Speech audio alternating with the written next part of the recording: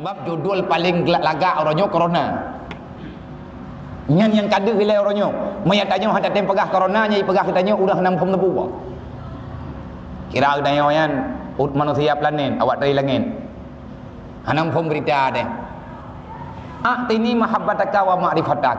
Ngan sebab na corona orangnya urang ku yakin ke semaya. Tawagat na corona hana.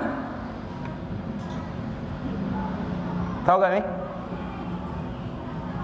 Ate hana corona tamaratip hantruk tertuh ke. Wate kana corona tamaratip kal hertuh ke. Tawagat na corona hana. God na ke. Mesti baik boleh je hôm nay deh. Tapi baik merempak dia nyawa jijak kerot dia kerot tu. Baik jak bang dia. Dah ada ijak bang dia hana masalah. Bahkan hana masalah. Memang atanyan untuk merempak ridha Allah, geberi atanyan ke katanya sakit tubuh, sengkak nafas, gadah nyawa. Tapi ridha Allah, ampun dosa, biarlah. Yang penting Allah ridha ke katanya. Kalau kan? Mam yang mana Nabi aku bagi tayak minta corona je dia mesti kilo tepo. Baik. Mencampakkan diri dalam tuhlah.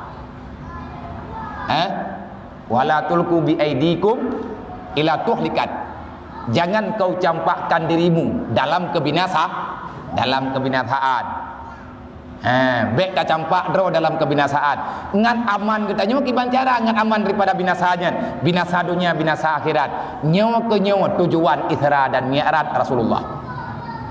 Di antara hikmah Isra dan Mi'raj, Allah nenek peraman manusia, nenek penyata bak makhluk ne yang bahwa ngan Isra Mi'raj Nabi Muhammad kalih neba Nabi dai tanyo kata petih tanyo iman walaupun tanyo hana tadong pariksa kiban cara atanya nyata dalam kejadian semalam, bahkan dalam waktu yang sangat singkat Nabi teruk gejak langit ketujuh, bahkan lewat Sidratul Muntaha getreun inan geme semayang atas gejuk oleh Allah. Untuk apa solat itu diadakan? Kenapa ada perintah solat?